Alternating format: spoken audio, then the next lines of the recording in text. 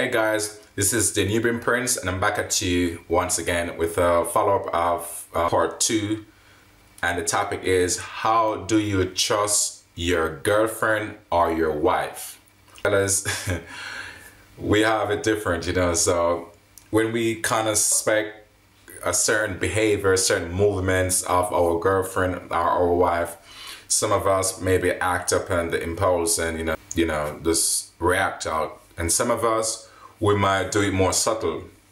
And but nevertheless, both situation is gonna bring you to the same point where you still have to discuss like whatever you might not like what she's been doing or her behavior and things, so suspicion of anything is still going to lead to the same point, so whether I deal with it professionally or the other person who act out of, the emotion of the situation, is still a case where people need to sit down and address a situation that, seems to become a concern.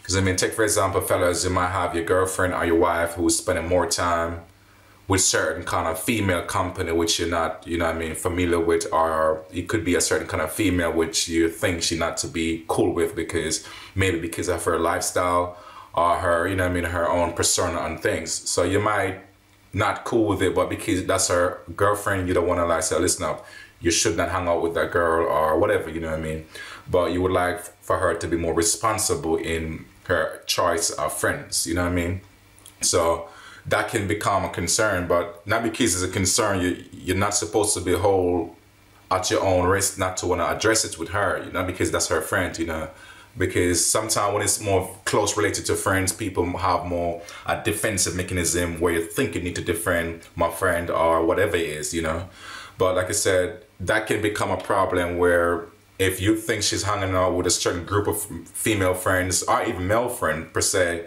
and you're not cool with it, and you think it started to become a worrying problem for you, you can blow the whistle, call the time out and sit and discuss that with your partner. I don't think, that should be a problem if you guys discussed it more maturely and sensibly as well.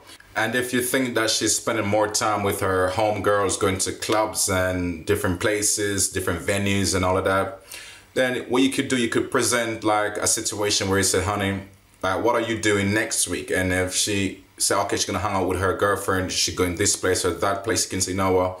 I did have this brilliant idea where we could go to this place and do A or B or C, depending on whatever you guys like to do, So you cannot just say to her, listen, I don't like these things you're doing. You have to also not liking what she's doing, but also present other solutions or other opportunity where you guys can do stuff with those timing, because the time that she used to spend doing all of those stuff, you're gonna have to replace with something else. And if you're saying don't go clubbing with her homegirls, then you're simply saying that do something with me. So what is it that you would like her to do with you if she ain't gonna hang out with her girlfriends? Take for example, every female like to do shopping. So you can say, okay, whenever I get my own paycheck, I'll get a paycheck, then we can go shopping like the end of the month, So you guys can go this time and see how it feels, So you have to present situation as much as how the situation is already there. You have to kind of bring also the antidote, even though your intention, brother, is not to go and heal the thing, but you have to bring a game for our own self. That's how we're going to benefit from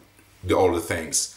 And it also a situation as well where if you're not liking the fact that she's spending too many times upon her social network, whether it be Facebook, Instagram, you name all of those social networks, you can be man enough to say, honey, I don't pretty much like the fact that you're spending all of your countless hours, up on them sites where we could do something with at the same time, So, like I said, you can't just sit back and let it start to eat us away, fellas, and we don't say nothing. Because if this is going to be your long-term relationship with this queen, you have to really like sort of address situations or little problems that you think if it lingers now, then when it reach down the road, like another year or two down the road, it's more harder to deal with. Because like I said, if you take a woman serious, then obviously you would like to take even her behavior serious as well, or her different abilities that we should get involved into serious as well.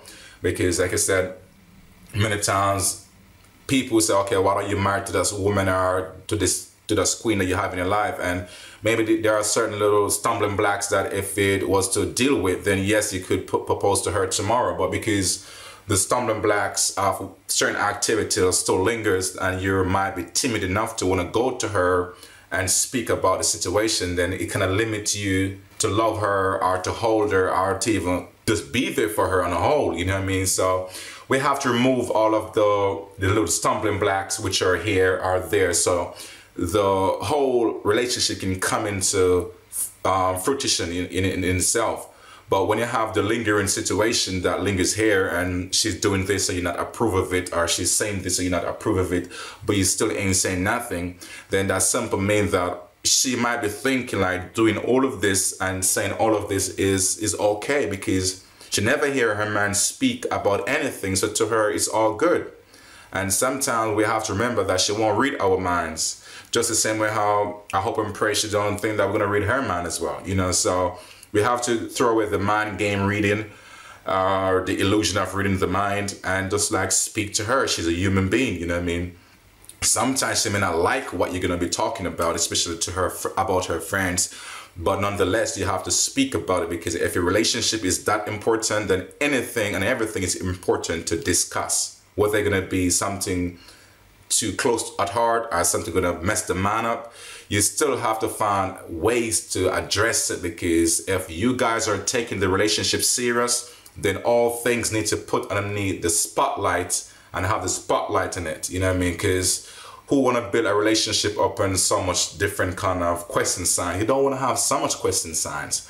Yes, you will have a few question signs still remain, but to have question sign everywhere in a relationship, it's going to be serious, and you have to have balls to deal with so much question signs, especially if you're not going to want to address none of them, you know. So why not start from now and address different things, fellas, that we see in our relationship that we are not approve of, not our friends and our father and our mother, but we not approve of, you know what I mean? Not just the work colleagues or whoever, with that we are not approve of with our queen, so she can make small changes or small improvement, or she can even aware of it. You know what I mean? It's all about awareness.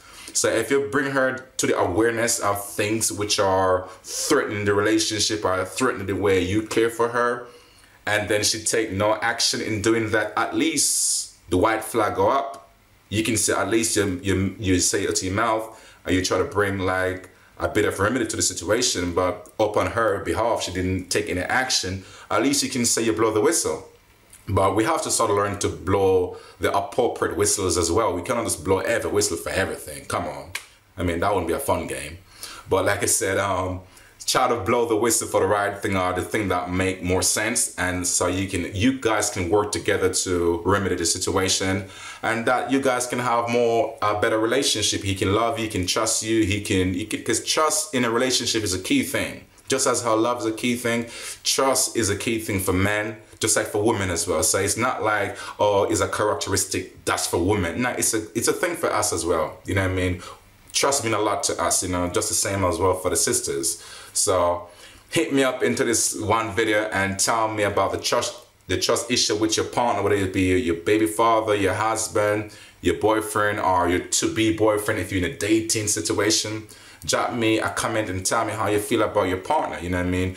And like I said, we have to move away from how you feel to address the situation, you know what I mean? So okay, these are going to be the determination factors of how far you go with the relationship or where it crashes. So these are just my few words. Hit the subscription please for me, guys, and thank you very much for watching one more video, and thank you to hang out with the Nubian Prince one more time again, and deuces, man. Peace.